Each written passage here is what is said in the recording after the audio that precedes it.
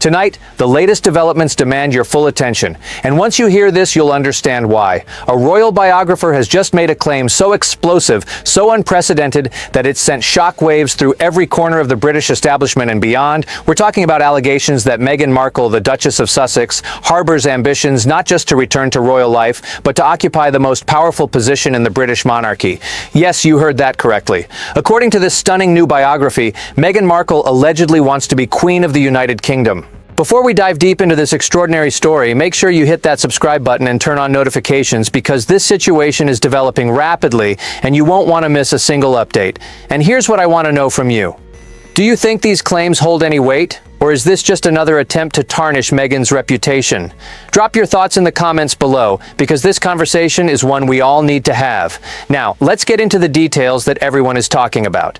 The claim comes from a royal biographer who has spent years studying the inner workings of the British royal family. According to their research and insider sources, Meghan Markle has allegedly expressed desires and made strategic moves that suggest her ultimate goal isn't just reconciliation with the royal family, but something far more ambitious. The biographer suggests that from the very beginning of her relationship with Prince Harry, Meghan had grander visions than simply being a working royal or even a senior member of the family. Think about it for a moment. When Meghan Markle married Prince Harry in May 2018, the world watched as an American actress, a biracial woman with a Hollywood background, entered one of the world's oldest and most traditional institutions. It was groundbreaking. It was historic. The wedding at St. George's Chapel was a fairy tale moment that millions celebrated. But according to this biographer, beneath the surface of that beautiful ceremony and the public displays of royal duty that followed, there was a completely different agenda at play. The biographer claims that Meghan quickly became frustrated with the limitations placed on her as a royal. She wasn't just the wife of a prince. She was a former successful actress, a humanitarian, a woman who had built her own platform and identity long before she ever met Harry. The rigid protocols, the constant media scrutiny, the limitations on what she could say and do, all of this allegedly clashed with Meghan's vision for her role. But here's where it gets really interesting. Rather than simply accepting these limitations or quietly working within the system as others had done before her, the biographer suggests Meghan began to envision a different path entirely. Not a path away from royalty, as we saw with Megxit, but potentially a path toward the very top of it. Now, you might be thinking, how is that even possible? The line of succession is clear. Prince William is next in line to the throne after King Charles, followed by William's children, Prince George, Princess Charlotte, and Prince Louis. Prince Harry is fifth in line, and his children Prince Archie and Princess Lilibet follow him. There's no scenario under the current system where Meghan Markle could become queen in her own right. But this is where the biographer's claims become even more intriguing. According to their analysis, Meghan's alleged ambitions aren't necessarily about the traditional line of succession. Instead, they suggest she may have envisioned a modernized, reformed monarchy where merit, popularity, and public appeal could play a larger role. A monarchy where the most popular, most globally recognized members could potentially have more influence or even a reconfigured role. Consider Meghan's background. She was already famous before meeting Harry. She had millions of social media followers, a successful acting career, and had already begun humanitarian work. When she joined the royal family, her star power was undeniable. The media couldn't get enough of her. Young people, particularly in Commonwealth countries in America, saw her as a breath of fresh air, a modernizing force who could make the monarchy relevant to new generations. The biographer suggests that Meghan allegedly saw this popularity as a form of power that could be leveraged. In private conversations that sources claim to have witnessed, Meghan reportedly expressed frustration that the monarchy's rigid hierarchy didn't reflect public sentiment or the reality of who actually drew crowds and media attention. There are specific incidents the biographer points to as evidence. During the royal tours of Australia, New Zealand, and other Commonwealth nations, Meghan's reception was extraordinary. Crowds turned out in massive numbers. The media coverage was overwhelmingly positive. She connected with people in ways that seemed natural and genuine. According to the biography, Meghan allegedly began to question why she should be subordinate to other royals who didn't command the same level of public interest or international appeal. Then there's the matter of the Commonwealth itself. As we know, the British monarch serves as the head of the Commonwealth, a voluntary association of 56 independent countries. Many of these nations have increasingly questioned their ties to the British Crown, particularly in recent years. Some have moved to become republics, removing the British monarch as their head of state. The biographer claims that Meghan saw an opportunity here. With her American background, her biracial heritage, and her global appeal, she allegedly believed she could be the perfect bridge between Britain and a modernizing Commonwealth. She could make the institution relevant, inclusive, and forward-thinking in ways that a traditional monarch never could. According to sources cited in the biography, Meghan allegedly discussed ideas about a reformed Commonwealth where the head wasn't necessarily determined by birth, but could be someone elected or chosen based on their ability to represent modern values and connect with diverse populations. In this vision, someone like Meghan, with her unique background and global platform, could potentially serve as a leader, even if not with the title of Queen in the traditional sense. Now, let's pause here and consider the context. These claims are coming out at a particularly interesting time. Meghan and Harry have been living in California since stepping back from royal duties in 2020.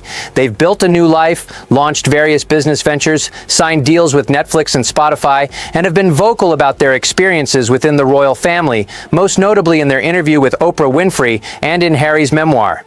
Throughout all of this, there's been an ongoing narrative about Meghan's intentions. Her critics have long accused her of using the royal family for fame and then abandoning them when it suited her. Her supporters argue she was treated unfairly by both the institution and the British media, and that she had every right to leave a toxic situation. This new biography adds another layer to that debate. If these claims are true, it suggests a more complex picture where Meghan perhaps wanted to change the institution from within, to rise to the top and reform it according to her vision, rather than simply destroying it or walking away. The biographer points to several key moments as evidence of this alleged ambition. First, there's Meghan's approach to royal engagements. Unlike other royals who carefully followed protocol and precedent, Meghan often brought her own style, her own ideas about how things should be done. She gave speeches that were more personal and political than typical royal addresses. She championed causes in ways that seemed to push boundaries. Remember when she guest-edited British Vogue? That was an unprecedented move for a royal, and she used the platform to highlight voices and issues she cared about, essentially creating her own agenda within the royal framework. The biographer suggests this was part of a pattern of Meghan trying to carve out a role that had more influence and independence than traditional royal positions allowed. Then there's the way Meghan and Harry structured their departure from royal duties. They didn't just quietly step back. They announced their intentions via Instagram, seemingly blindsiding the rest of the royal family. They proposed a half-in, half-out model where they would continue some royal duties while also earning their own income and maintaining more control over their lives. The palace rejected this proposal, leading to the complete break we saw. But the biographer suggests that Meghan's vision was never about being a minor royal or even a senior working royal in the traditional sense. It was about creating a new model entirely, one where she could have significant influence, global reach, and perhaps even a leadership role that transcended traditional royal hierarchies. There's also the matter of how Meghan has positioned herself since leaving the UK. She and Harry have maintained royal titles while building what amounts to a global brand. They've cultivated relationships with world leaders, celebrities, and influential figures. They've launched initiatives and foundations. They've secured lucrative deals that keep them in the public eye. Some observers, including this biographer, suggest that Meghan is building a parallel power structure, a platform from which she maintains relevance and influence that in some ways rivals that of the working royals back in Britain. She's creating her own court, so to speak, in California. The biography also delves into Meghan's relationship with the media and public perception. Unlike traditional royals who typically maintain a dignified silence in the face of criticism, Meghan has been willing to fight back, to tell her story, to shape the narrative around her life and experiences. This is evident in everything from the Oprah interview to the Netflix documentary series to Harry's book. The biographer suggests that this media savvy, this willingness to engage in the court of public opinion, reflects someone who understands that in the modern world, public support and sympathy can be a form of power that rivals traditional institutional authority. If the British public, or more importantly, the global public, saw Meghan as wronged, as a victim of an outdated system that could theoretically put pressure on the institution to change or could validate alternative structures that Meghan might propose, Now, let's address some of the reactions to these claims. Unsurprisingly, they've been met with a mix of skepticism, outrage, and fascination. Meghan's supporters argue that these allegations are just another example of the relentless campaign against her, another attempt to paint her as calculating and ambitious in ways that male royals never are. They point out that Prince William will be king one day, and no one accuses him of being overly ambitious. Prince Charles spent decades positioning himself for the throne, and that was seen as dutiful preparation. Why, they ask, should Meghan's alleged ambitions, if they even exist, be seen as something sinister? Don't women, especially women of color, have the right to be ambitious without being vilified for it? Isn't the real story here about an institution so resistant to change that it couldn't accommodate a modern, independent woman? On the other hand, critics of Meghan see these claims as confirmation of what they've suspected all along. They argue that Meghan never truly understood or respected the British monarchy, that she saw it as a stepping stone or a platform rather than an institution with centuries of tradition and specific constitutional roles. They suggest that her alleged ambitions were not only unrealistic, but fundamentally incompatible with how the British monarchy functions. Royal experts have weighed in as well, and most agree on one point. Regardless of Meghan's personal ambitions, there is no realistic path for her to become Queen of the United Kingdom in the traditional sense. The succession is established by law, by tradition, and by constitutional frameworks that have developed over centuries. It's not something that can be changed based on popularity or personal desire.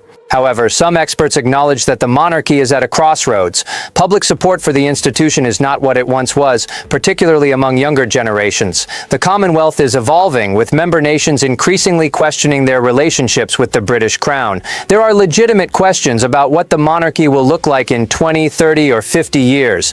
In this context, the biographer's claims, even if they seem far-fetched, tap into real anxieties and real possibilities about the future of the royal family. Could there be a scenario where the institution changes so dramatically that someone like Meghan could play a central role? Could the Commonwealth evolve into something where leadership is chosen differently? Could public pressure force reforms that create new positions or new structures of influence? These are questions without clear answers, but they're questions that this biography has brought into sharp focus. There's also the psychological dimension to consider. What drives someone to seek power and influence at the highest levels? If these claims about Meghan are true, what would motivate such ambitions? The biographer suggests several factors. First, there's Meghan's background as a biracial woman who succeeded in Hollywood through determination and hard work. She's someone who has always had to fight for recognition and opportunities. That mindset doesn't just disappear upon marriage. Second, there's the experience of being thrust into one of the world's most scrutinized positions and then, according to her own accounts, being unsupported by the institution. If you feel you've been treated unfairly, that your talents and contributions haven't been valued, one response might be to think, I could do this better. I could lead this institution in a way that's more effective, more modern, more inclusive. Third, there's the simple reality that Meghan is ambitious and capable. She built a successful career before Harry. She's intelligent, articulate, and charismatic. Why wouldn't she have visions of achieving great things? The question is whether those visions are compatible with the reality of the British monarchy.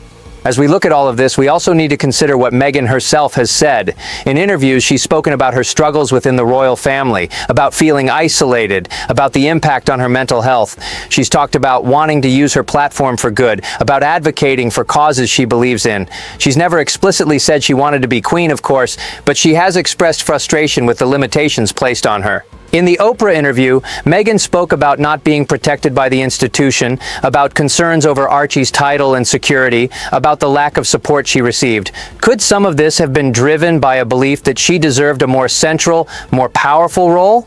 The biographer seems to think so. There's also Harry's role to consider in all of this. The biography suggests that while Meghan may have had these grand ambitions, Harry was supportive, at least initially, because he too felt frustrated with his position within the royal hierarchy. As the spare, as the younger brother who would always be in William's shadow, perhaps Harry was drawn to Meghan's vision of a different kind of royal life, one where they could be more influential, more independent. But did Harry fully understand what that might entail? Did he realize that supporting Meghan's alleged ambitions might mean challenging the very foundations of the institution his family has led for generations? These are questions the biography raises but doesn't fully answer. Looking at the current situation, Meghan and Harry are in California, focusing on their various projects and raising their children away from the royal spotlight. They've carved out a life that gives them the independence they wanted, but also keeps them connected to their royal identity through their titles and their ongoing commentary on royal matters. If Meghan did harbor ambitions to be queen, it seems those ambitions, at least in the traditional sense, are no longer viable. She's geographically, institutionally, and practically removed from that possibility. But the biographer suggests that Meghan's influence and her legacy might still impact the monarchy in ways we haven't fully seen yet. Think about it. The conversations Meghan and Harry have sparked about mental health, about racism in institutions, about media treatment, about the role of the monarchy in the modern world, these are conversations that are changing public perception and potentially forcing the institution to evolve. If Meghan can't be queen, perhaps her impact will be in reshaping what the monarchy becomes, in pushing it toward reform whether the institution wants it or not. There's also the generational aspect.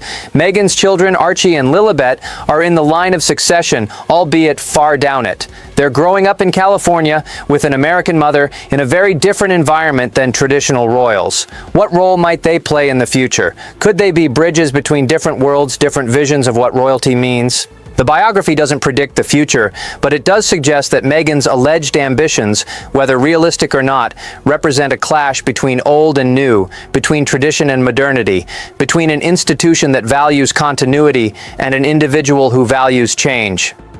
As we wrap up this deep dive into these extraordinary claims, we're left with more questions than answers. Did Meghan Markle really want to be queen? If so, was that ambition born of ego, of a genuine belief that she could serve the role better, or of frustration with an institution that didn't value her contributions? Was it ever a realistic goal, or was it a fantasy born of not fully understanding how the British monarchy works? And perhaps most importantly, what does this tell us about the future of the monarchy itself? If someone as popular, as modern, as globally appealing as Meghan Markle couldn't find a satisfactory place within the institution, what does that say about the monarchy's ability to adapt and survive in the 21st century? These are the conversations we need to be having. These are the questions that matter not just for royal watchers, but for anyone interested in how ancient institutions evolve, how power operates in the modern world, and how individuals navigate systems that weren't designed for them. So now I want to hear from you.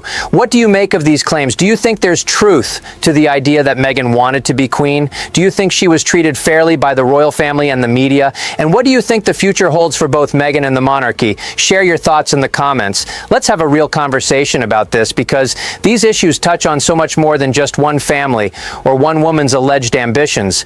And if you found this analysis valuable, make sure you hit that like button, subscribe to stay updated on this developing story, and turn on notifications, because I guarantee this isn't the last we'll hear about Meghan Markle's relationship with the British royal family. There are more chapters to come in this extraordinary story, and you'll want to be here for every development. Thanks for watching, and I'll see you in the next one.